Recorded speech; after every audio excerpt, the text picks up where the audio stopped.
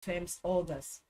Amid NAS probe, Haiti uncovers $9.85 billion debt owed federal government by oil firms orders. Plot to stop probe takings. Reps insist on appearance of agencies to expose complicit parties. Will take necessary action, SGF. That's the leading story on leadership, and I'll take that again.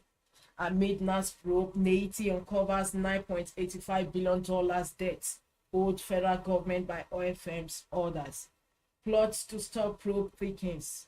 Reps insist on appearance of agencies to expose complicit parties. We will take necessary action, SGF. And of course, we have picture stories of the embattled deputy state governor of Edo State, Philip Shaibu, as he was locked out of his office on the orders of Governor Godwin Obaseki in Benin City yesterday. Beside that, we have other stories. Adedeji assumes office, promises 18% tax to GDP ratio. You can have the complete story on page 19 of the paper. Artisan gets life jail for defiling his daughters. Stories continues on page 16. Tinubu appoints Hakim Baba Ahmed, 17 others as Shetima's aides. And above that, we have Tinubu addresses 78th hunger on climate change orders today. Tinubu addresses 78th United Nations General Assembly on climate change orders today. Strike, federal government labor talks end in deadlock to meet again. We move above the masthead of leadership, where we have no regret over my utterance to Oyo monarchs. President Olusegun Obasanjo, former president of Nigeria. No regret over my utterance to Oyo monarchs of Obasanjo. Governorship tribunal affirms Lawa's election in Zamfara. Decides on Kano tomorrow. From the headline stories on the cover of leadership, we move to the page 3 of the paper, where we have our stand. Our stand today is on cleansing the oil sector. Cleansing the oil sector. From our stand, we move over to the back page of the paper, where we have Tuesday column with Ray Murphy. And Ray Murphy's column is on Japa syndrome and Nigeria's ailing healthcare delivery. Japa syndrome and Nigeria's ailing healthcare delivery. For more on this continuation of headline stories and inside pages, log on to the website of leadership, www.leadership.ng. From leadership, we move over to the next paper on our menu, and that is the Punch. The Punch leads with federal government NLC meeting deadlocked. Workers insist on demands. Federal government NLC meeting deadlocked. Workers insist on demands. And the writer of the headline story says, government workers must agree on concrete resolutions within remaining days of ultimatum at NLC. Minister appeals to labor unions to embrace dialogue. Sean strike as deadline ends Friday. We have demolition picture of illegal structures at Area 1 shopping complex in Abuja yesterday. And beneath that, we have drama as Obaseki locks out embattled deputy from government house. Drama as Obaseki locks out embattled deputy from government house. Flood kills 3 in Plateau communities. Arms mop up. Police plan clampdown on VIPs courtists. The story continues on page 8 of the Punch. We move above the masthead of the Punch, and the stories are Nigeria servicing 108 World Bank loans worth $14 billion, according to reports. Nigeria servicing 108 World Bank loans worth $14 billion, report says. No easy solution to Nigeria's economic problems, says US.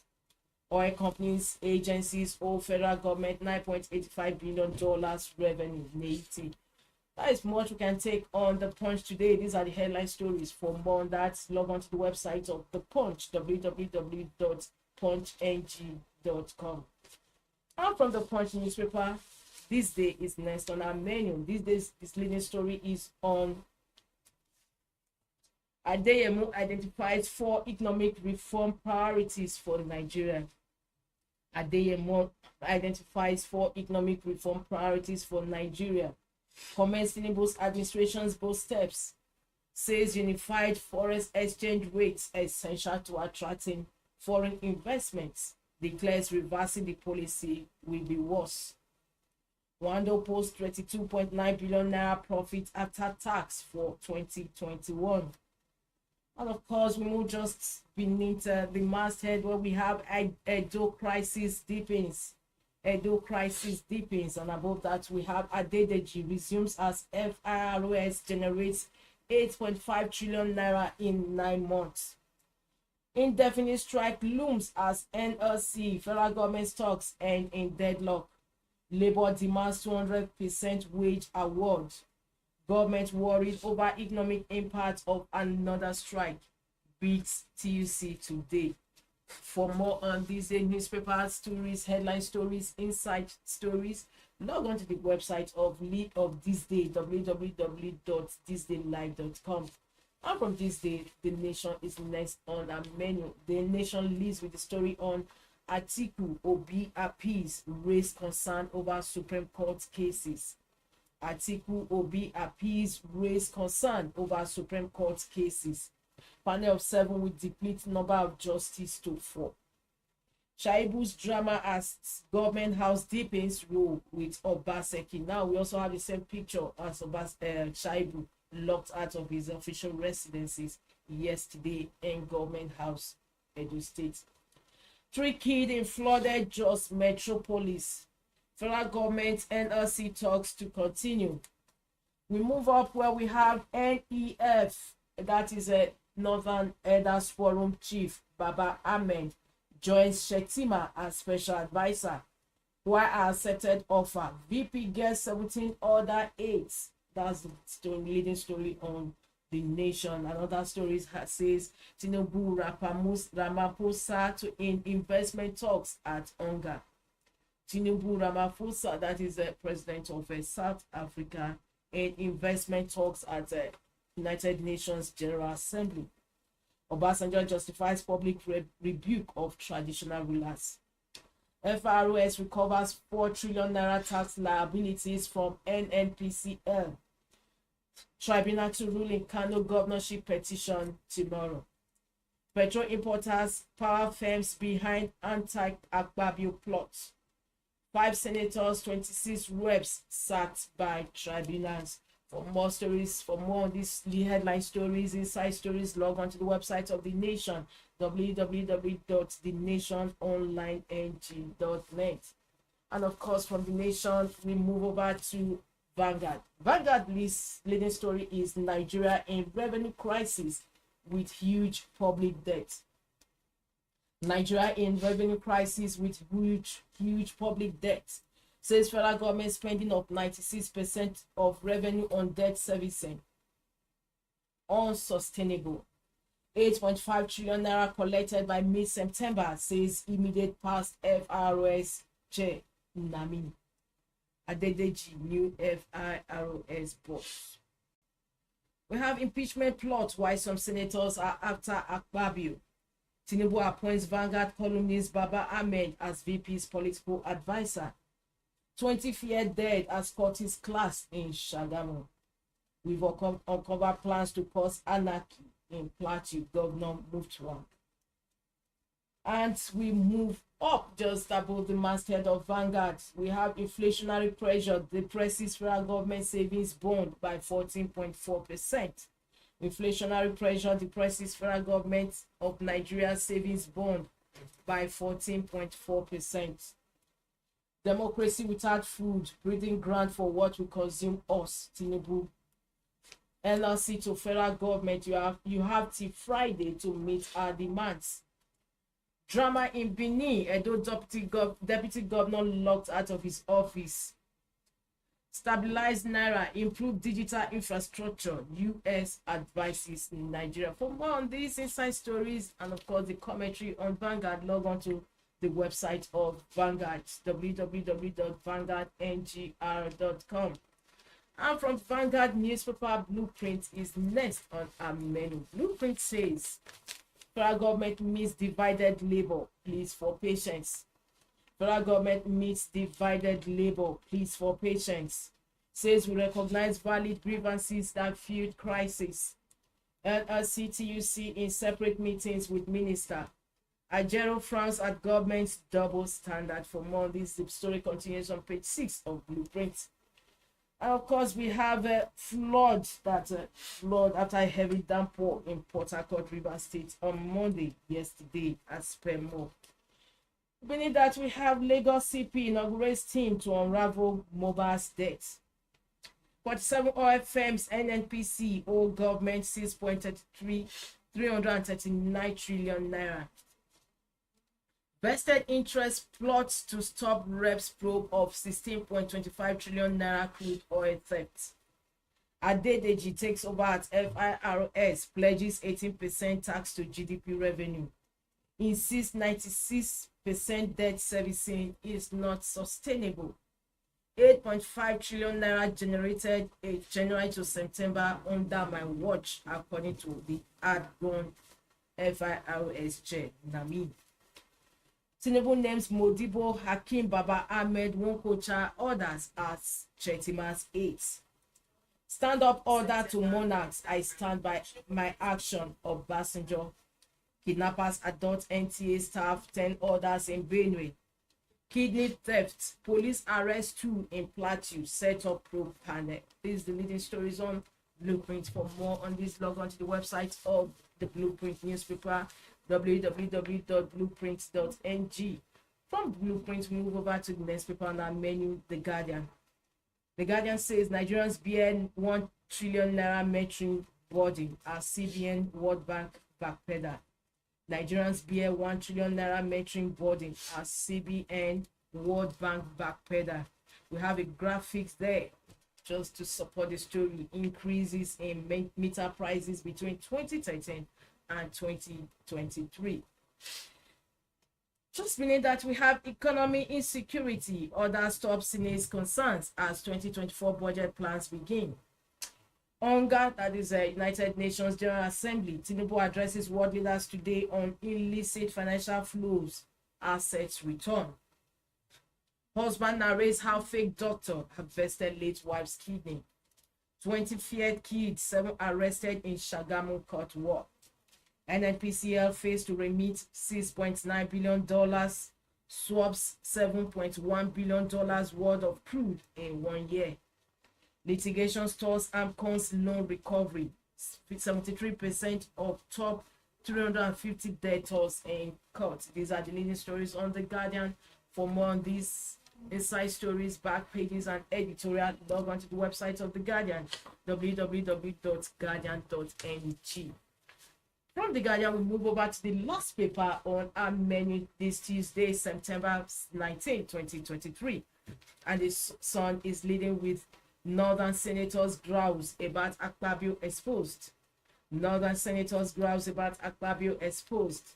Aggrieved lawmakers say Zone marginalized in federal appointments without Senate President doing anything to stop it. Parents, guardians lament hike in fees as schools resume.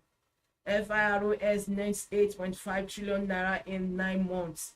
Banks unclaimed dividends hit 79 billion naira. Governor Lawal floors Matawale at tribunal. Gunmen hijack another Benue Links bus, adopt NTA staff, 10 orders.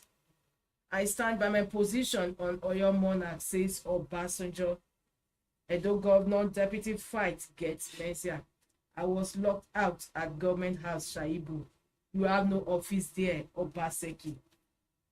And the second leading story on Daily Sun says NNPCL, 47 other firms owe federal government $8.265 billion, according to reports.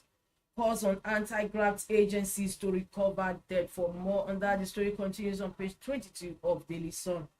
Strike, federal government NLC meeting deadlocked. And with that, we move to the story just beside the masthead of Daily Sun. Paris Club reform. Federal government asked court to stop $418 million payments to consultants.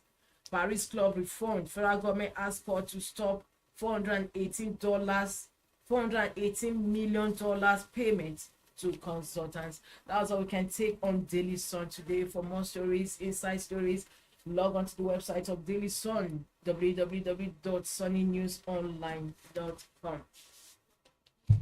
All viewers, we've come to the end of the first segment of the show, newspaper review. And of course, for the second segment, my guest is already in the studio to do some justice and shed more light on some headline stories making the news. Don't go away, stay tuned.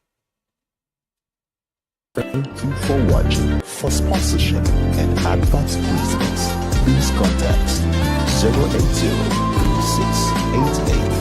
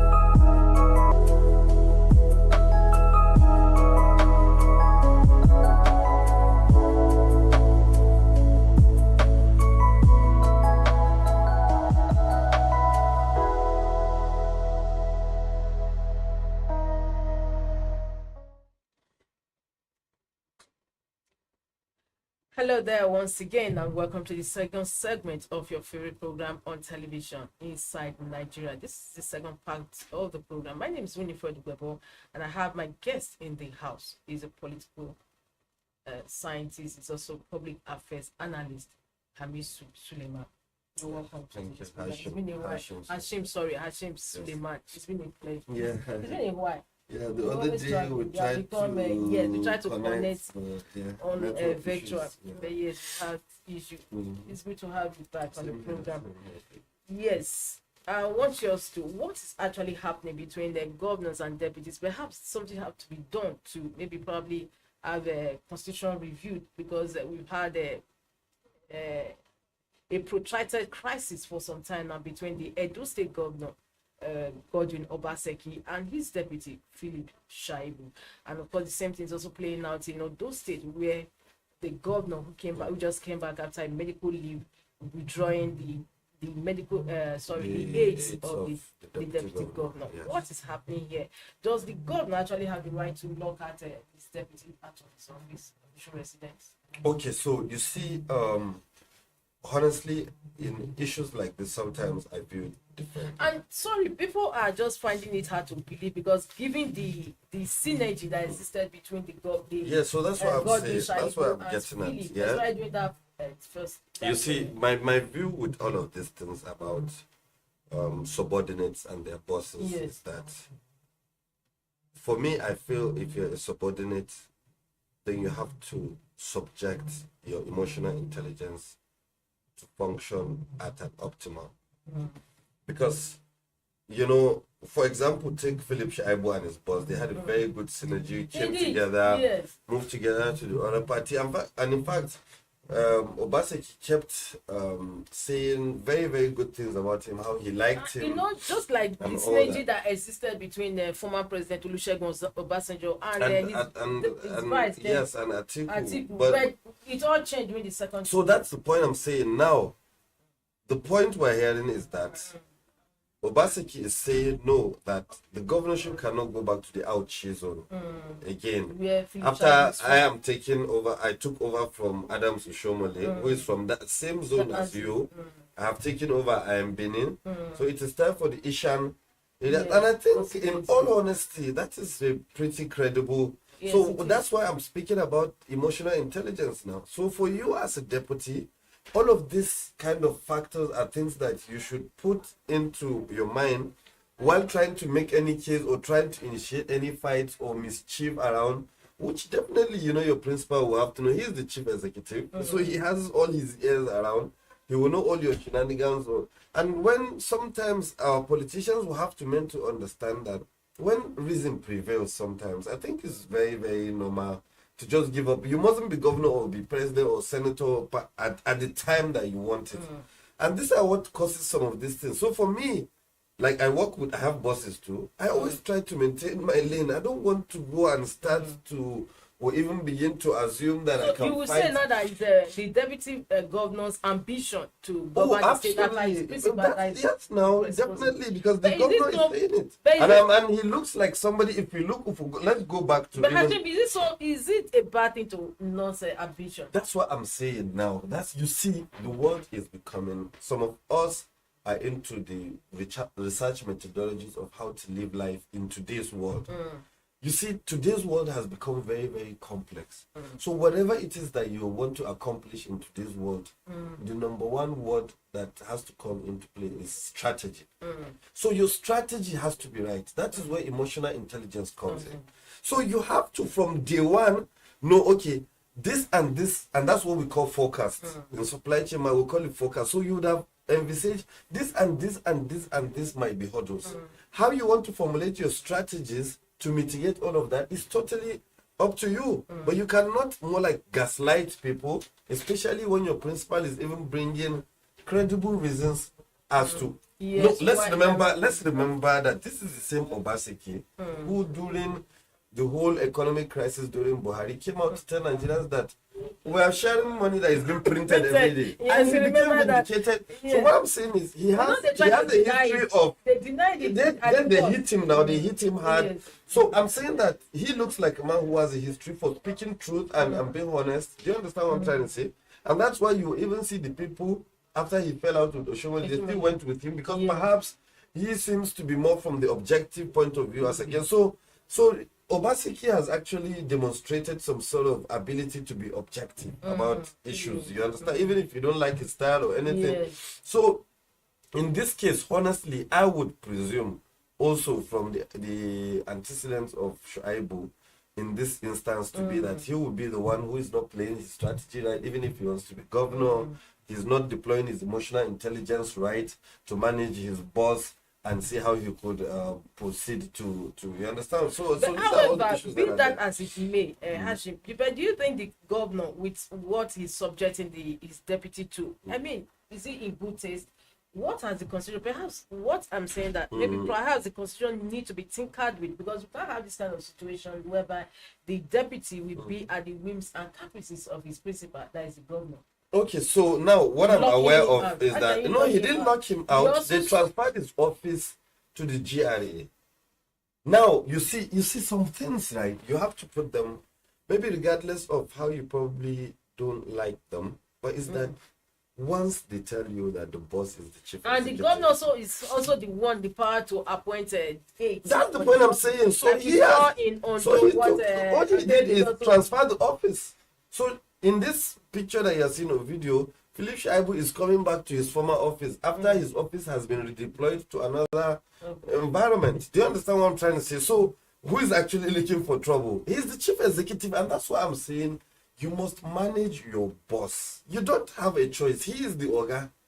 All the one that you are doing, you will only be wasting your time. You will only waste your time. In most times, you may not be able to get to the end of what you're trying to achieve at. Yes, so play strategy, and you'll be at peace, and everybody will be at peace. But what I'm saying is, don't you think that so much power has been vested on the governor? Because the governor has all the power in his assets. But not only governor. What about the power that the president has? We also had a situation whereby even our current president also had his deputy Buckner impeached them. Yes. When he was exactly, that's the point. So how come? Don't you think that something has to be done? So no. So why are you? This power can be. So let me now ask you. Now let me return the question. Why are you insisting that a deputy governor must be too powerful?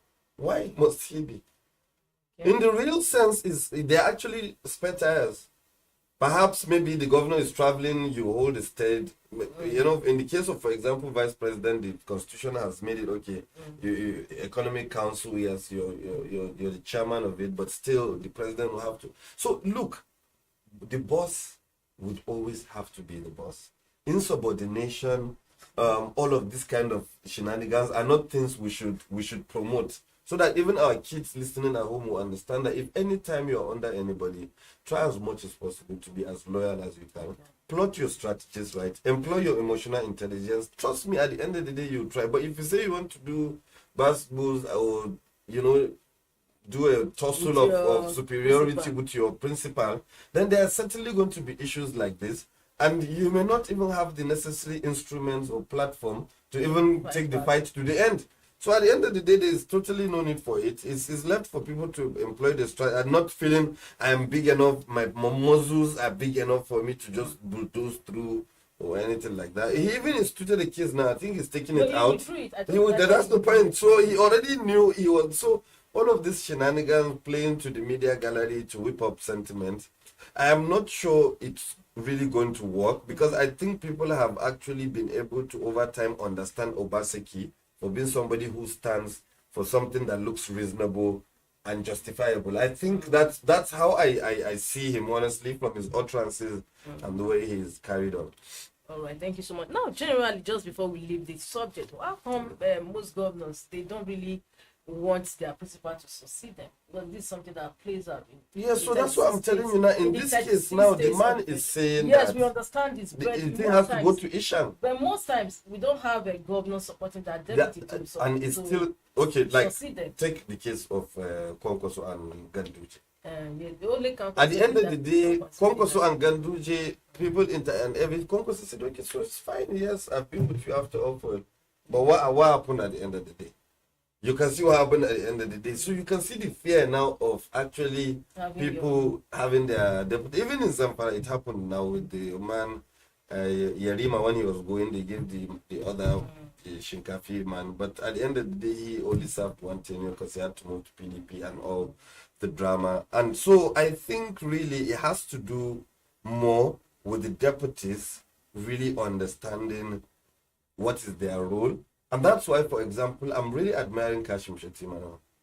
He's stayed where he is, doing the one that he knows that is his responsibility, talks less, and just if his boss says, go to India or go to here or go to there, he goes, he comes back. It's easier for you, but to say you must flex muscles over a deputy position that does not necessarily require to be so powerful, I think you're only the one trying to cause trouble for yourself. All right, thank you so much. I hope they'll be able to settle their grievances. From that, to move over to the headline story on leadership amid NAS probe. Nati uncovers $9.85 billion debt owed federal government by oil firms, others. And it's the same story making the rounds on other papers today. Yes. What happened? How did we get there? So first of all, we even have to give credit to initiatives like 90. I think they are good. So at least they'll be auditing some of these extractive industries and how much they're able to bring to the nation. But you see, a lot of some of these issues still have to do with the fact that the whole maybe TSA initiative or policy has not been fully consolidated to be doing what it's supposed to be doing. Otherwise, by now, so we still have a whole lot of issues around revenue generating agencies still not remitting as they should, and that's why you're seeing all of these things. So really, we need to, especially some of this. I'm liking the appointments of Asuwaju to some of these very critical agencies, because like there were arguments on the social media about either being from one part of the country alone or other. I'm a northerner, and I said it on my Facebook. I said, look, most of the critical sectors that have been reformed in Nigeria were actually reformed by southerners. And I'll give you a stock so that it doesn't look like some of us are just talking. NCC, Bureau of Public Procurement, Obi Ezekwesili. NAFDAC, Dora Akunyere. Yes. Central Bank of Nigeria, Charles Soludo. Yes. Akinwumi Adesina came, did as much as he could in agri that he had to move to AFDB. Yes. So if you want Emeka Eze, Bureau of Public Procurement, and these are only the sectors you can mention that at least are strong and functioning till today. So for me, really, if anybody is feeling entitled to some of these things, what are your antecedents? When was there any critical reform that you were given? The only northerners I could mention that did well in their areas are Sanus Lamido, Nasiru El-Rufai. Yes. At least these two were able to distinguish themselves on the job they were given in FCT and CBN. But a lot of others had the opportunities, and so to come and put. So for me, I'm happy with some of these appointments I'm seeing. I'm hoping, for example, in FIRS now, because with FIRS you'll be able to solve a lot of these problems that 90 is uncovering. But however, one begins to wonder that even some agencies, federal government agencies, are also in collusion with these oil firms. No, that's what I'm saying. So now people like this Adedeji, with people like Wale Edun in finance and the Cardozo, they know that these are Aswaju's main people who I'm sure they want the man to succeed. Yes. Certainly, there's no way anybody would tell me Zach and Wale Edun and Cardozo will not want Aswaju to succeed. And they know that his success is dependent on the availability of cash. So trust me, they're going to chase these monies and they're going to get them back. You'll see, just like they did it. There's no state in Nigeria that generates as much revenue as Lagos now.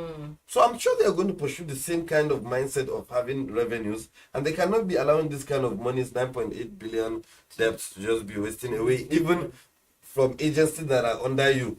So certainly, I'm sure they're going to cheat. They will get these monies back. Just watch. In a few months now, we'll begin to hear how our revenues will increase, and I'm sure we'll be good to go going forward. Thank you so much. Now, just before we go, we just want to throw light on the headline story on The Guardian. Nigerians bear 1 trillion naira metric burden as CBN World Bank backpedal. Just a few days ago, the national grid collapsed for the uptake time. And of course, there are also stories that many homes are still not metered, even though the former president Muhammadu Buhari did give a target of 60 million metering homes, but that was not achieved at the end of the day. So where are we? The discos are not investing back now. They're only collecting all the bills they have to collect and enjoying with their families. That's just let me just tell you the short and end of it. They're not investing back in the whole. And maybe again plus the mindset of Nigerians, because some of these schools are also facing very difficulties in some areas. You attempt to even go and meter their house, trust me, they can ask you down.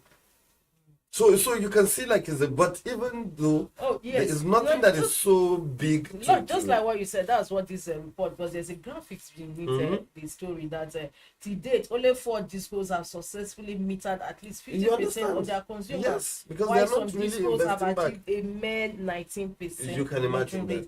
And recently there was a report that they said they needed some forests for foreign exchange to procure some meters or materials for metering.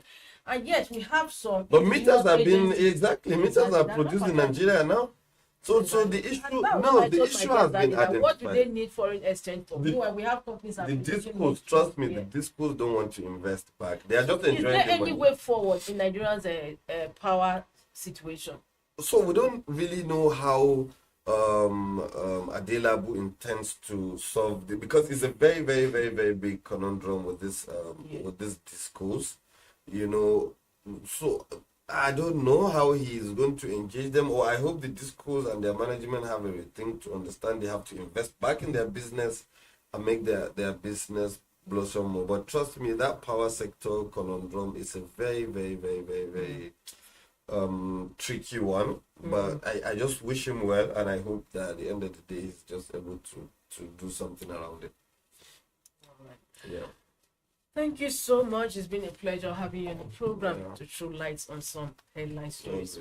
Yes, you had the pleasure of having our guest today, is a political scientist, also public affairs analyst, Hashim Suleiman.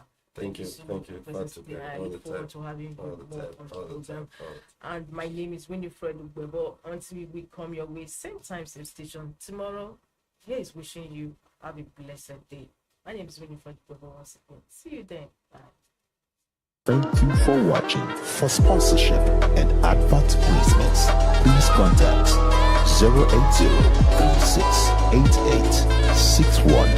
080-3688-6158.